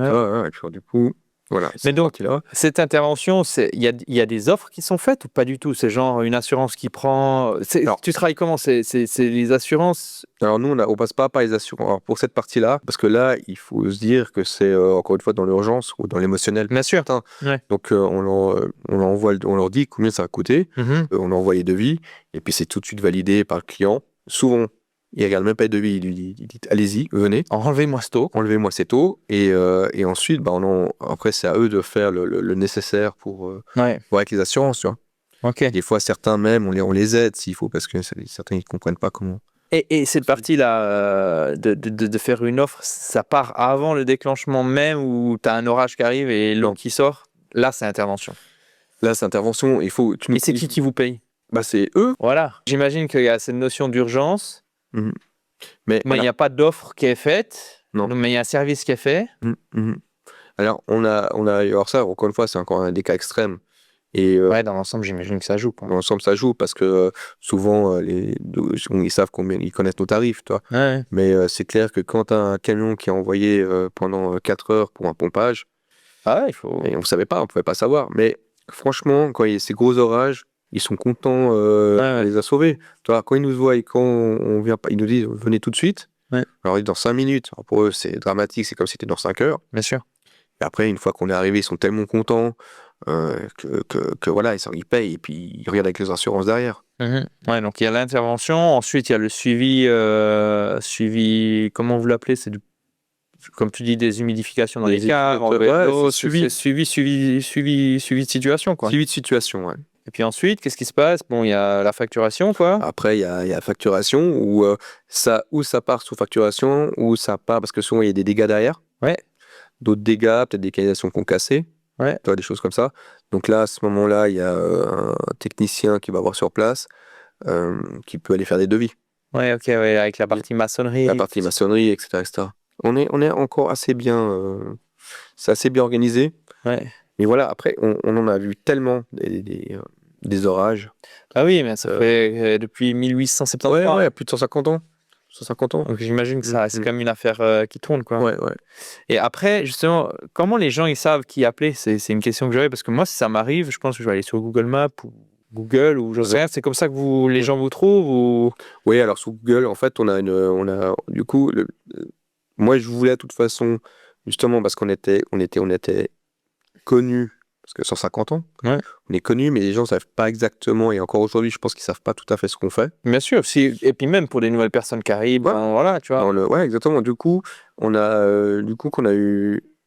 était assez grand, on a engagé une chargée de communication. Et justement, elle travaille qui est Google Business, on fait pas mal de communication sur ce qu'on fait, via LinkedIn, tous ces réseaux-là. On fait aussi du sponsoring, ça nous permet d'être vus. On sait aussi travailler aussi, faire un peu de l'associatif. Donc on est aujourd'hui, depuis qu'elle est arrivée, je pense on a vraiment une bonne visibilité, même si on peut toujours faire les choses mieux. Et surtout, comme tu dis, surtout avec les personnes qui viennent d'arriver à Genève, qui ne savent pas tout à fait ce qu'on fait. Donc là, voilà, on travaille beaucoup là-dessus. Et aujourd'hui, tout le monde va sur Google. C'est ça. Sur Google. Donc on essaie de vraiment... d'expliquer bien ce qu'on fait et d'être assez carré là-dessus. Je me dis, c'est quand même un truc assez... on est quand même dans l'urgence, c'est des choses importantes, comme tu dis, il peut y avoir beaucoup de dégâts. Le gouvernement, tu vois, le 144, c'est connu, mais il y aurait pas une manière de communiquer, j'extrapole, c'est juste des questions, mais que le gouvernement puisse se dire, c'est ce numéro-là, quoi. Mais bon, en fait, vous êtes une entreprise privée, donc... On est une entreprise privée, et puis on n'est pas les seuls à le faire, il y en a d'autres qui le font. presque aussi bien que nous. Ouais. Mais non, en fait, si tu veux, dans les immeubles, t'as Un numéro. un numéro où ils peuvent nous appeler, il y a un numéro dessus. Ok. Et puis après, il y a toutes les autres sociétés, donc non. Mais ça aurait été top, hein. On nous file un. C'est ce que je vois. Moi, je veux bien, hein, si. Tes prochaines réflexions. Ouais. On va y réfléchir, on va en parler aux différents cantons. Bah, si vous êtes les leaders, Oui.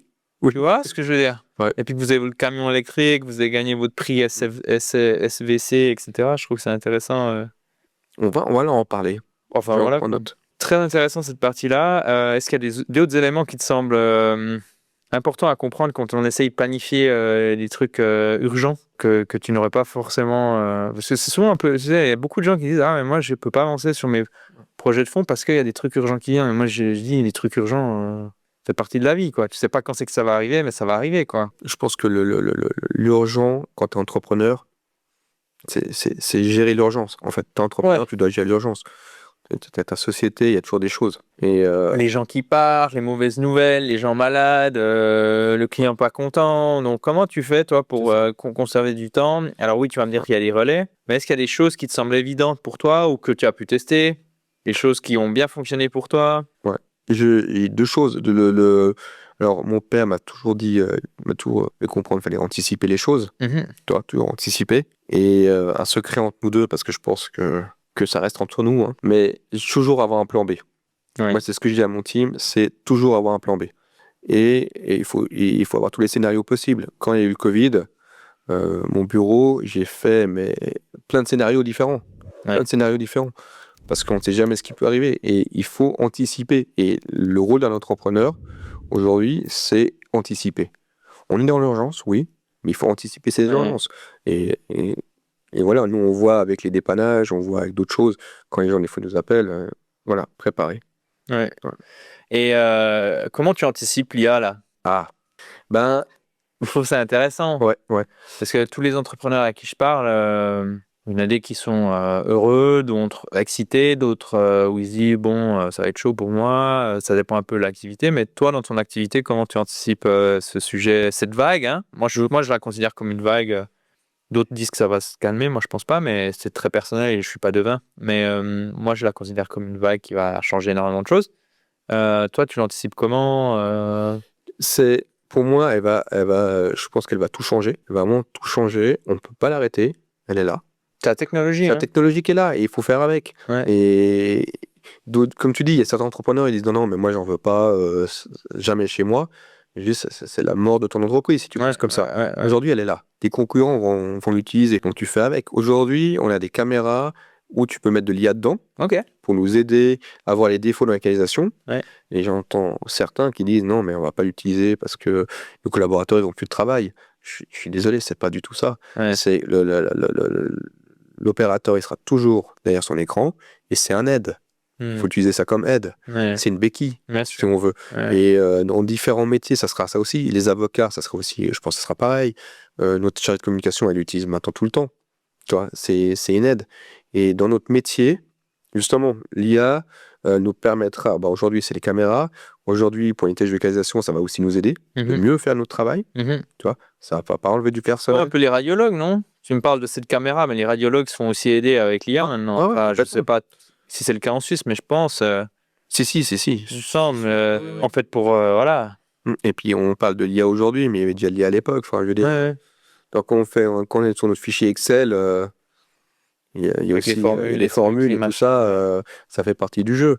Donc moi j'irais même plus loin. Moi c'est surtout est-ce que je suis j'adore la technologie donc et je la suis avec les innovations parce que je pense que ça fait partie de notre rôle de CEO de suivre tout ça et aller plus loin. Et moi je vois déjà des robots dans quelques années, mais les robots mais pour aider, tu vois, pas pour prendre du travail à des collaborateurs.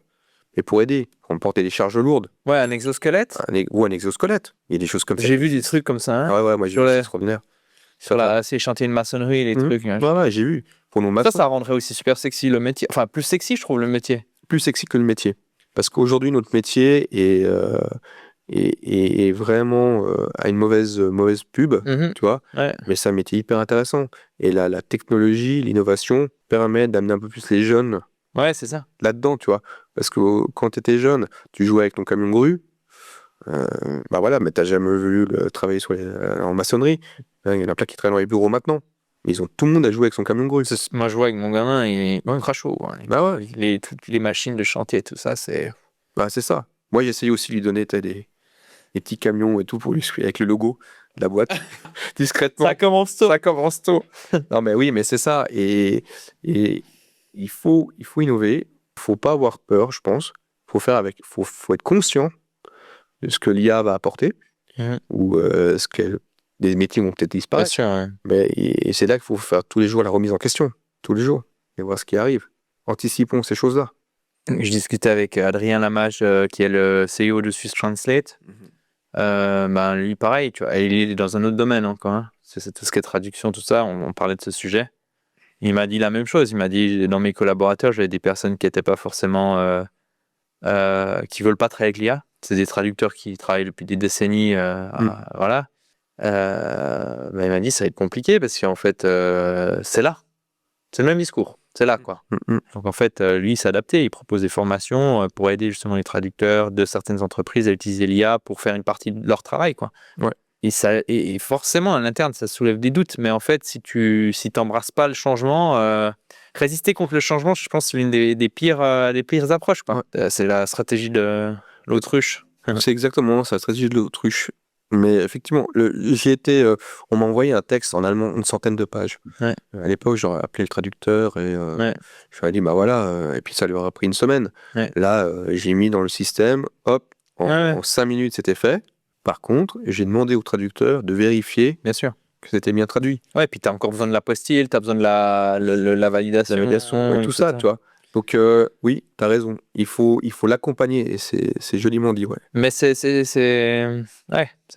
normal d'avoir peur, je pense, ou d'avoir des doutes, ou je trouve d'être dans l'incertitude, je pense que c'est normal, quoi. Mais on a peur parce qu'on connaît pas. Souvent, les gens, c'est souvent ça. Moi, je leur dis aux gens, informez-vous. Essayez d'avoir un maximum d'informations sur cette technologie, sur cette IA. Mais c'est clair, et ça pourrait permettre d'anticiper, encore une fois.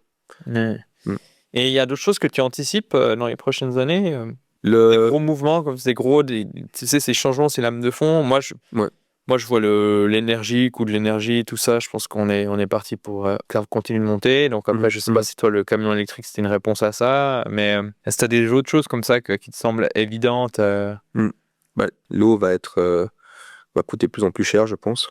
Ouais. Donc, toi, nous avons une réflexion là-dessus. Okay. Déjà, avec nos fournisseurs, on travaille avec du matériel qui utilise de moins en moins d'eau.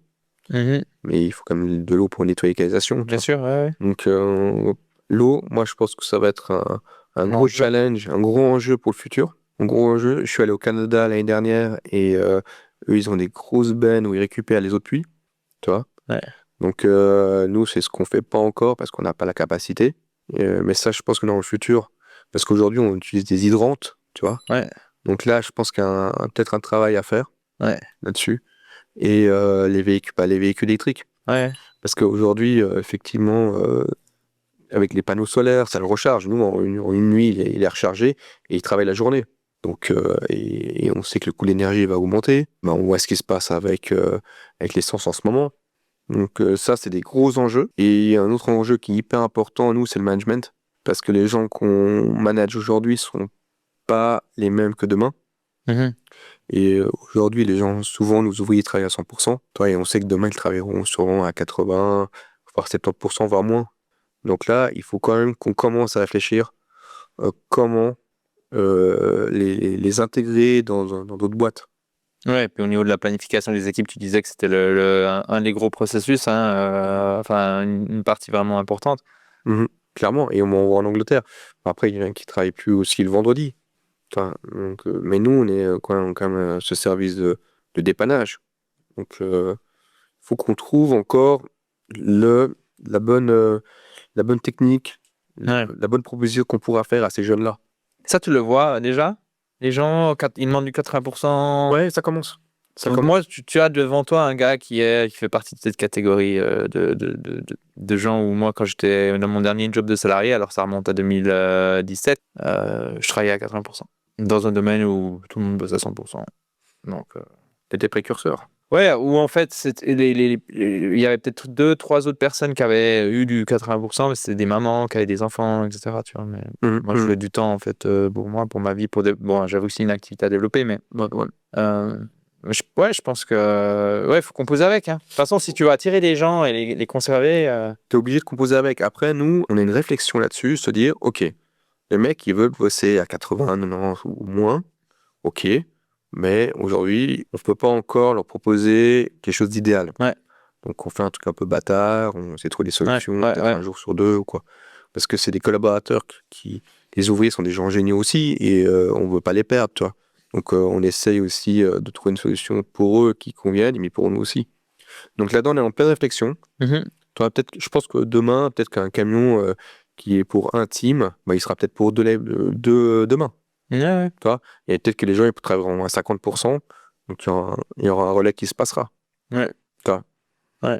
Tu vois. Mais c'est ça le truc. Il faut anticiper, quoi. Il faut anticiper. Et donc, ils tournent 7 jours sur 7 vos véhicules. Alors, vu qu'il y a du dépannage. Non, ouais, alors 7 jours sur 7, ouais. Alors, si tu veux, le plus gros, c'est 5 jours sur 7. Et après, il y a tout ce qui est service dépannage, 7 jours sur 7. Après, les camions, ils sont en stand-by au cas où. Ouais. C'est plus rare déjà. Ouais, c'est quand il y a des orages, des gros trucs, des machins. Ouais. En règle générale, les camions, c'est du lundi au vendredi. Ouais, c'est ça. Puis s'il y a des exceptions, ils sont prêts à partir. Ouais. Et puis, d'une manière plus normale, c'est plutôt les camionnettes, quoi. Ouais, c'est ça. Ok. C'est ça. Revenons sur cette partie process. Tu disais que c'était la Xème version. Comment vous faites pour améliorer des process? C'est quoi votre process pour améliorer des process? Comment vous travaillez? Est-ce que tout d'un coup, il y a un truc qui n'a pas fonctionné? Vous faites un rétex, un retour d'expérience? Toujours. Parle-nous de ça, parce que je trouve que pour que ça reste pertinent, faut que, tu le disais hein, durant le café, il faut que ça soit vivant. Ouais, parle-nous un peu de cette partie-là. Alors, moi, j'adore faire des retours.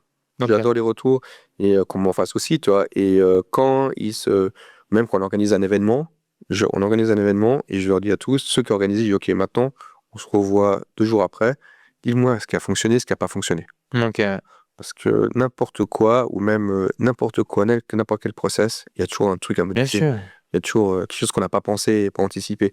Donc, régulièrement, je leur dis, voilà, dès qu'on met quelque chose en place, voilà, comment ça s'est passé, pourquoi ça a fonctionné, pourquoi ça n'a pas fonctionné. Je leur donne mon avis, mon ressenti des fois. Ouais. Et voilà. Et donc, parce que nous, moi, j'adore faire les séances. Et comme je disais au café, c'est peut-être des séances des fois de 5 minutes, maximum 30. Et voilà, et avoir un retour. Un retour, savoir comment ça a fonctionné.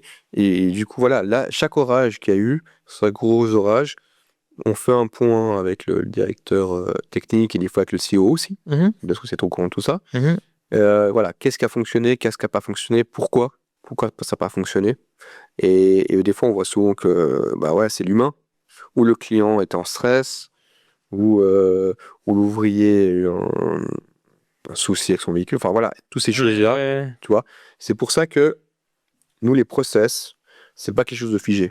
Comme je suis arrivé à l'époque, ce qu'ils ont fait, c'était souvent des procédures figées. Ouais, tu les fais une fois, c'est dans le classeur. C'est dans le classeur. Ça prend la poussière. Voilà. C'est comme au tout début quand il y a eu l'ISO qui était mis en place. Ouais. Dans d'autres boîtes où j'ai travaillé avant, c'est OK, c'est fait, on le met. Il y a l'expert qui arrive pour évaluer, là, hop. On ressort. Ouais. Ah ouais, c'est bien, vous avez du papier. Ouais, c'est ça. Donc nous on est en constante évolution. Et donc justement, ces process, ils sont où? Ils sont au format numérique pour qu'ils évoluent rapidement. Comment ça se passe? Admettons, il y a un truc qui doit être changé. C'est qui? C'est le directeur c'est le CEO. Vous avez une personne qui est responsable de la qualité. Donc admettons, il y a eu un orage, il y a quelque chose qui a merdé ou qui s'est pas bien passé. Et puis c'est dans vos zones de contrôle parce que cette partie-là où voilà, on n'a pas eu de chance, on n'a pas eu de chance. Puis on va pas forcément changer parce que des fois ça nécessite pas d'être changé. Ouais. Mais ça se passe comment ensuite? Alors, ça dépend de la grandeur de la process, du process. Ouais. Mais souvent, c'est le directeur technique et le CEO qui se chargent de cette partie-là. Et après, ils m'informent. Ouais. Tu vois, ou des fois, moi, je suis directement avec le CEO, ou directement avec le... Ça dépend vraiment à quel niveau, parce qu'il y a même niveau RH, des fois. Bien sûr, ouais. Donc, mais c'est souvent le CEO qui se charge de tout ce qui est process. Ensuite d'informer. Et il y a pas si longtemps, il y a moins d'un mois là, on vient d'engager quelqu'un justement pour gérer un peu tous ces La process. partie qualité, tout ça, là. Ouais. On a quelqu'un aussi. On a pris une deuxième personne pour cette partie-là. Ouais. Là, parce qu'il y a aussi environnement avec l'eau, le truc, ça doit être costaud, quoi. La sécurité. Ouais, c'est bien costaud. L'eau, franchement, moi j'ai vu parce que nous, dans les troupes de sauvetage, tu sais, on va faire. On prend de l'eau dans le Rhône, tu vois. Et des fois, on avait un tube hydraulique qui fuyait. Bon, mais en fait, c'est tout de suite les pompiers, informer les pompiers. Enfin, je veux dire, c'est très encadré, c'est très bien. Hein. Ouais. Mais j'imagine que vous avez pas mal de travail de ce côté-là. Quoi. Ouais, beaucoup de travail, puis on travaille beaucoup avec eux aussi. Les pompiers nous appellent aussi souvent. Ouais. Justement. Oui, effectivement. Et puis l'eau, ça va très vite, comme tu dis. Ça peut être... mais c'est très bien, parce qu'en fait, on a besoin pour en vivre. Donc, Ouais. On a besoin d'en vivre, et en même temps, je pense qu'on... Alors ça, c'est ma vision à moi. Je pense qu'on la gâche. Ah bah moi aussi je trouve vraiment. Ouais, je trouve aussi, mais c'est en fait c'est parce qu'on n'a pas le manque en fait. Je trouve que c'est la nécessité qui crée l'innovation quoi. Et donc en fait je trouve qu'en Suisse on n'est pas encore dans la nécessité en termes d'eau. Et donc on utilise de l'eau propre. Ouais. Mais c'est ça, c'est exactement ça. Ça me rappelle quand j'étais avec deux potes là qui ont fait 400 coups. Ouais. On est parti dans la jungle pendant quelques temps. Ouais. Et là, t'as pas de douche, quoi. Ouais. T'as pas de douche, t'as pas d'eau, tu fais comme tu peux. Et première chose qu'on a fait, qu'on est sorti de tout ça, c'était prendre une douche. Avec et le front appuyé. Le front appuyé. Hein contre le mur, avec une douche. T'as pété de noir, t'as tout quitté et tout. Mais voilà, tu vois. Et aujourd'hui, enfin, je vois que quand tu vois les gens qui laissent couler l'eau, ou l'eau des fois, même nous quand on nettoie, je veux dire, je leur dis aux collaborateurs, faites gaffe, l'eau ça coûte cher, faites attention. L'or bleu, hein. Ouais, l'or bleu. Et ça sera, je pense, de plus en plus. Bien sûr. De plus en plus. Ouais. Donc faisons attention à ça. Tu as dit un truc qui a attiré mon attention. Tu dis que tes séances font maximum 30 minutes. J'ai échangé avec un réuniologue qui, lui, lutte contre la réunionnite et puis contre les réunions qui sont un gouffre en termes de productivité et d'argent. Parce que quand on est 10 autour d'une table durant 1 heure, c'est une journée de travail qui disparaît. Pourquoi 30 minutes? Pourquoi des fois 5 minutes maximum? Et puis pourquoi pas des fois 1 heure? C'est en fait, nous aussi, j'ai lu des bouquins là-dessus, j'ai rencontré des gens là-dessus. Pas de réunion, et puis j'ai lu un bouquin là-dessus justement, faire des réunions de 5 minutes, 30 minutes. En fait, quand tu fais des séances, je suis d'accord, tu fais pas des séances à 10, ça sert à rien. Ça sert à rien. Sauf si tu annonces quelque chose. Ouais, si tu informes, quoi. Si tu informes. Toi, sinon, moi, je suis plutôt en face-to-face. Ça, je préfère. Ouais. Toi, et tu fais des séances de 30 minutes, mais tu fais des séances où tu es prêt. Toi, c'est même comme avec les fournisseurs. Les fournisseurs, quand ils viennent me présenter leurs produits, ils prennent, des fois ça dure 1 heure, 1 heure et demie, et ils viennent avec leur PowerPoint, ils présentent la boîte. Je dis, déjà ça, je leur dis, non, alors ça, des fois, souvent ils sont surpris, je leur dis, mais non, déjà, il vaut 20 minutes de présentation, j'en ai pas besoin. Ouais. Les slides, c'est bon. Les slides, c'est bon, moi, je sais ce que vous vendez, maintenant, c'est combien, quoi, comment. Tu vois, et pourquoi vous? Pourquoi vous? Voilà. Si vous êtes là, c'est parce que je vais travailler avec vous quand même. Ouais. Mais voilà, on est plus dans le concret. Ouais. Donc déjà, cette partie-là, et souvent, je dis à mes collaborateurs, voilà, vous me mettez des séances de 30 minutes. Et donc les fournisseurs, des fois, certains, ils sont pas au courant, toi. Donc, ils ont prévu 1 heure. Et je leur dis, non, mais moi, j'ai que 30 minutes ou 15 minutes. Donc, vendez-moi votre truc. Et on y va, c'est oui ou non. Et les séances, c'est pareil. Je dis à mes collaborateurs, vous venez préparer. Si vous avez des questions à me poser, vous m'envoyez avant les informations, je les prépare, comme ça on peut en débattre. Ouais, parce que ça. Vous m'amenez la situation, on perd 20 minutes, pour ensuite j'ai une réflexion, parce qu'en plus moi je donne pas mon go tout de suite, j'ai besoin de réflexion. Tu vois, encore une fois, avec cette épée de Damoclès, je vais pas faire de bêtises. Ouais. Donc, ok, vous me donnez les informations, on se voit, oui, non, pourquoi, et go. Et c'est comme ça que j'ai tout mis en place autour de moi, toi. Donc ils viennent en fait avec déjà des solutions ou comment tu travailles? Parce que moi ça c'est un truc que je trouve cool, c'est le 1-3-1. Je l'enseigne à mes clients des fois qui sont submergés de sollicitations. Je dis vous faites ce que vous voulez au final, hein, mais je trouve intéressant, c'est tu viens demander aux gens qui viennent souvent avec des sollicitations de venir avec un problème spécifique, 3 solutions dont une favorite quoi, le 1-3-1 et expliquer pourquoi la favorite. Je trouve déjà ça c'est intéressant. Ouais. parce que ça te permet déjà d'avoir un bout de la réflexion qui a été faite et puis peut-être de la décision qui est déjà là, quoi. Mais ça, on fait pareil. Ouais. Mais t'as raison, mais ça, on fait pareil. Et au tout début, quand je suis allé dans la boîte et que j'ai commencé à être responsable, il venait justement, comme tu dis, il vient sans solution. Il dit, ouais, j'ai ce problème-là. Je leur dis, non, vous repartez. Je vous paye pour trouver des solutions. Trouver des solutions.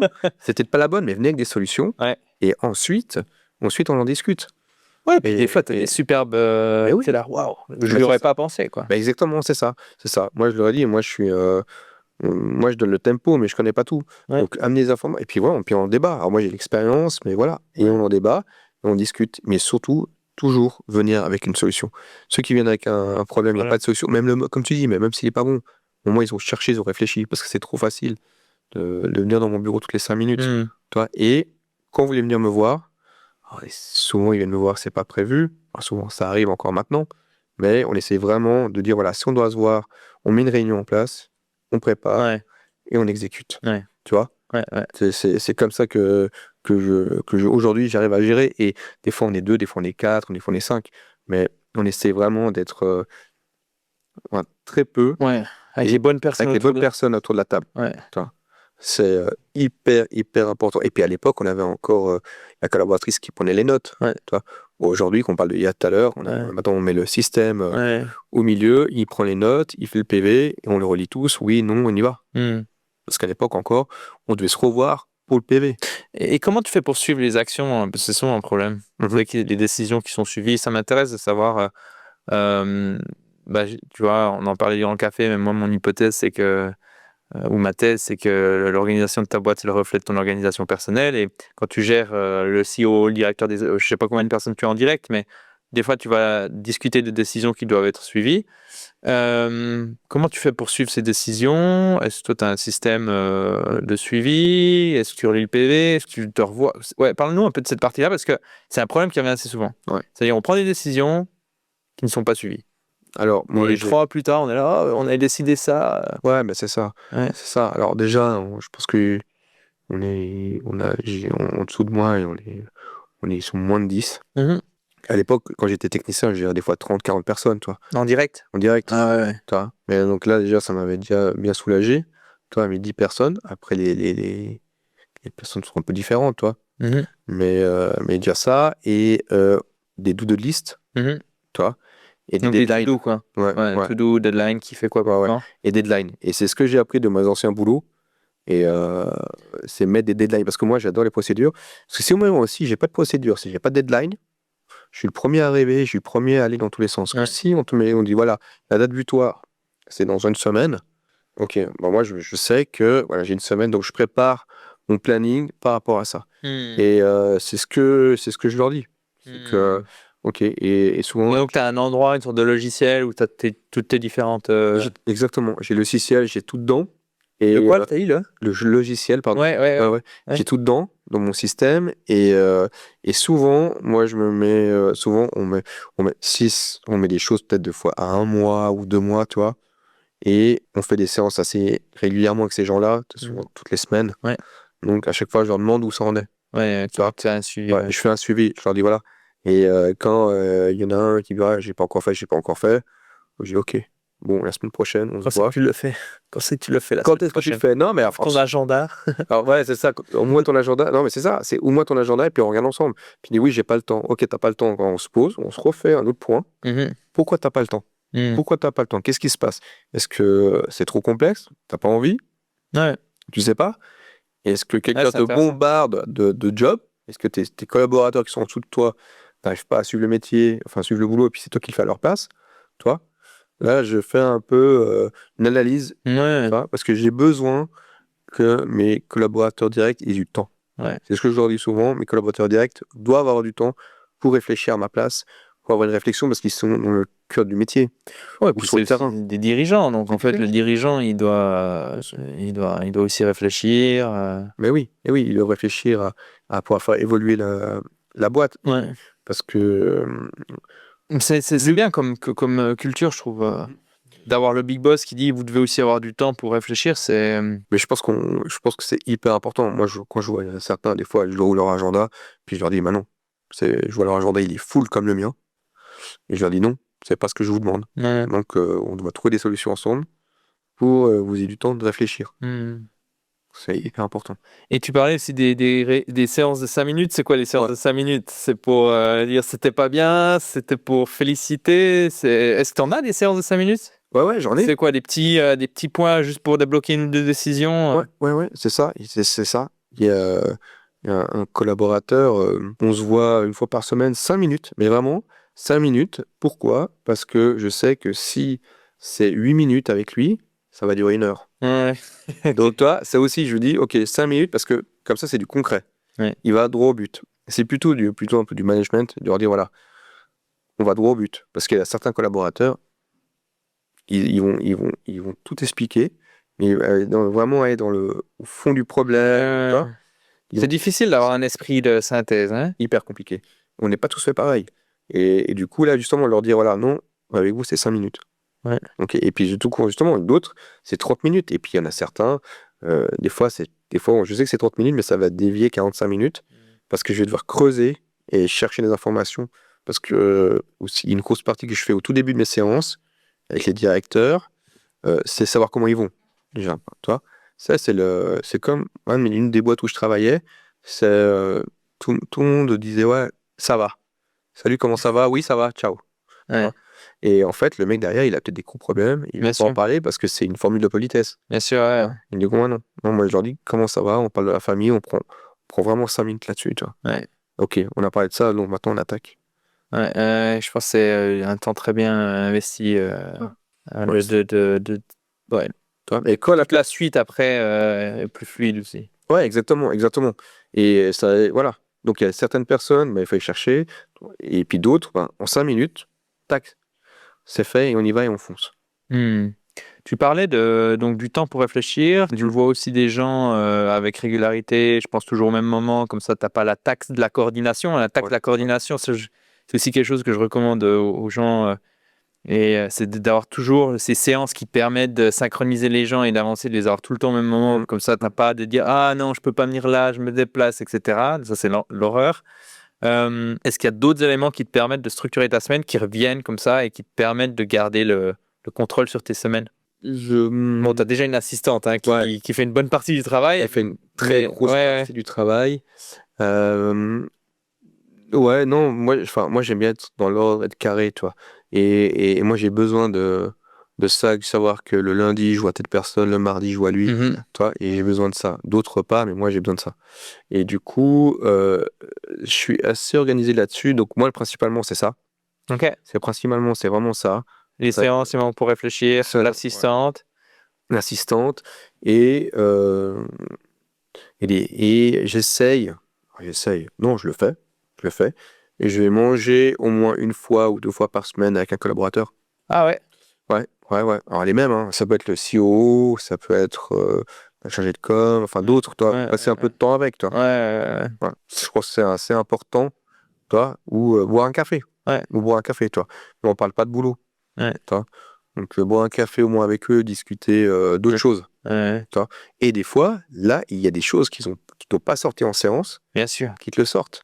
Et oui, des fois, ils te sortent une pépite. Ils disent « Ah, mais j'ai pensé à ça, j'ai oublié de vous en parler. » Et là, bingo. C'est comme ça que quand on parlait du chemisage, à l'époque, on le faisait, après on a arrêté, on sous-traitait, et en parlant avec le directeur technique, voilà, on s'est dit, go, en fait, on le remet. On remet, c'est le moment.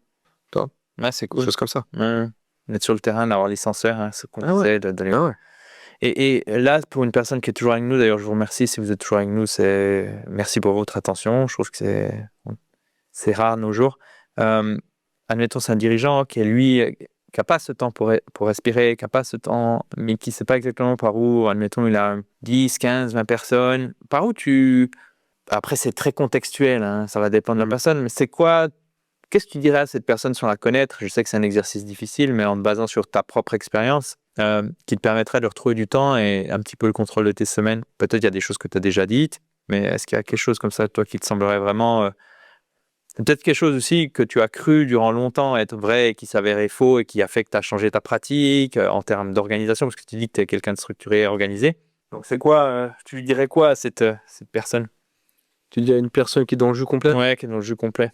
de s'écouter, de Ok. pas écouter les autres. Ok. Enfin, on en parlait et des fois, tout le monde a des bonnes idées, mais ça, des fois, ça te convient pas à toi-même. Donc, écoute-toi. Franchement, c'est hyper important. Écoute-toi. Mais lui, s'il s'écoute, il est peut-être en train de se dire... Enfin, ouais, qu'est-ce que tu entends par écouter c'est-à-dire, Oui, pardon. Je disais dans le sens, peut-être, tu vois, il est là, s'il s'écoute, peut-être qu'il devrait travailler encore plus, ou... Ouais. Tu vois, dans ce sens-là, c'est... J'ai eu ça des fois, discuter avec des gens comme ça, des entrepreneurs. Comme tu dis, je suis à fond, j'ai pas le temps. Il faut que je fasse encore plus. Faut que je fasse encore plus, faut que je fasse encore plus. Parce qu'après, il y a la pression. Il faut pas oublier qu'en tant qu'entrepreneur, tu as des salariés à payer. Ouais. Et souvent, quand tu fais un boulot, les gens ils sont super contents de te voir, mais ils payent la facture à 30, 60 ou 90 jours. Donc, tu es vraiment à la pression de pouvoir payer tes gars. Tu vois. Bien sûr. Ouais. Donc, Cash flow, quoi. Ouais, le cash flow, et c'est primordial. Et puis, il y a des boîtes qui ont coulé à cause de ça. Hein. Ouais, bien sûr. Donc, et souvent, on est venu me voir pour que je rachète des boîtes. Ouais. Mais c'était trop tard. Ouais. Il n'y avait plus rien à faire, ou les aider, tu vois. Ouais. C'est arrivé. Mais je leur dirais, réveille-toi, prends de la hauteur, stop, arrête-toi. Ouais. Viens, on va boire un café. Ouais, ok, ouais. Et je l'ai fait il n'y a pas si longtemps. Ah ouais. Pas fait si longtemps. Un gamin qui me dit, il me dit, j'ai trop de mails, j'ai trop de WhatsApp, j'ai pas le temps, et puis je bosse à pas d'heure. Je dis, ok, bah écoute, stop, on va boire un café, on discute. On va expliquer le quoi du comment. Et tu comprends que le mec, bah, en fait, là, ses fournisseurs à payer, il n'est pas payé. Il y a des clients qui l'appellent, des gros clients qui l'appellent pour lui dire quand est-ce que vous voulez faire le boulot. Ouais. Toi, et il s'en sort plus. Et alors déjà, je lui dis, première chose, t'appelles tes plus gros clients. Tu leur expliques la situation. Ouais. Parce que déjà, communiquer, c'est hyper important, surtout avec eux, et ils vont le comprendre. La plupart le comprennent parce qu'ils savent, derrière, souvent, c'est d'autres entrepreneurs ou d'autres directeurs et ils le conçoivent. Tu vois, plutôt que rester dans son coin. Ça sert à rien de rester dans son coin. Ça sert à rien de rester dans son coin parce que tu vas te bouffer, tu as la vie privée qui va en prendre un coup, et tu vas te planter parce que tu as trop la tête dans le guidon. Donc, tu te poses et tu discutes avec d'autres entrepreneurs. Et c'est pour ça que je dis à tout le monde, tous ces entrepreneurs-là, je dis, allez dans des clubs d'entrepreneurs qui vous permet, comme Robin t'a parlé la dernière fois, dans d'autres approches, d'autres perspectives. Oui. Et tout le monde a eu des problèmes. Et on a tous eu les mêmes problèmes. Tu peux avoir 3 personnes sous toi, 5, 10, 20, 30, 1000. Les problèmes, c'est toujours les mêmes. Donc ouais. Intéressant. Donc, s'entourer, quoi. S'entourer. Et puis sortir la tête de l'eau. Ça paraît simple, mais c'est puissant, je trouve, comme conseil. Ça me rappelle à l'armée, moi, j'avais tendance à courir en tant qu'officier. Et puis un jour, un instructeur m'a dit Gueugnin, un officier qui court, c'est un officier qui est mort.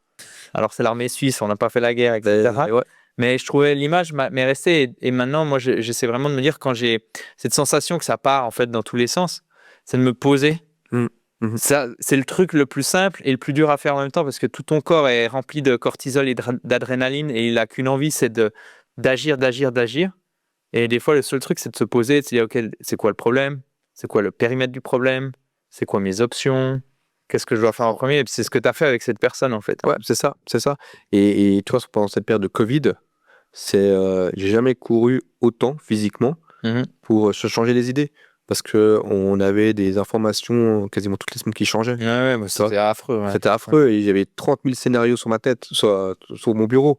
Donc, prends de la hauteur, respire. De toute façon, les urgences, et comme tu dis, on le voit à l'armée, je suis à l'armée, ils disent, prends de la hauteur, qu'est-ce qui se passe? C'est quoi le problème? Déjà, juste bien définir le problème. Déjà, juste ça. Exactement. Souvent, tu réalises qu'en fait, le problème, c'est pas du tout ce que tu pensais. Moi, je trouve que c'est incroyable, cet exercice de quoi on parle. Ouais, exactement, de quoi on parle. Et après, tu te dis aussi, si tu vas un peu plus loin, on sécurise. On sécurise autour, pour pas que le problème prenne trop de hauteur. Et après, on va régler le problème. Intéressant. Sylvain, c'était un plaisir. J'aurais pu continuer encore cette discussion, mais on a pris notre temps durant le café. Et puis après, on a David, le responsable du studio, qui doit partir. Donc, on va pas pouvoir déborder comme je le fais des fois habituellement avec mes invités. Où c'est qu'on peut te retrouver? Où c'est qu'on peut te suivre? Alors, merci. Pour les personnes qui veulent peut-être suivre tes aventures, parce que je trouve que c'est vraiment inspirant de pouvoir échanger avec des entrepreneurs qui veulent partager leur vie d'entrepreneur. Alors, j'essaie de partager pas mal sur LinkedIn, Ouais. Surtout sur ce réseau-là. Mhm. Je fais pas trop d'autres, pardon. Mhm. Donc, rejoignez-moi sur LinkedIn avec grand plaisir pour Ouais. pouvoir converser ensemble. Merci beaucoup. Bah, avec grand C'est plaisir. pas un exercice que je fais souvent. Bah, je suis honoré que tu l'aies accepté, de le faire. J'espère que tu as passé un bon moment. Ouais, génial. Franchement, j'ai pas vu le temps passer. Ouais. Hyper cool. Merci Génial. à toi. Super. Est-ce que tu voulais rajouter quelque chose? Ciao bonne. Ciao, bonne. Ok, ça marche. Génial. On est bon alors. À bientôt, ouais. Merci pour votre attention. Vous êtes à la fin de cet épisode. Si vous pensez qu'il peut aider l'un de vos proches, pensez à le lui transmettre. Et si vous souhaitez discuter avec tous les épisodes passés et à venir, et ceci de manière interactive, inscrivez-vous. Le lien est dans la description.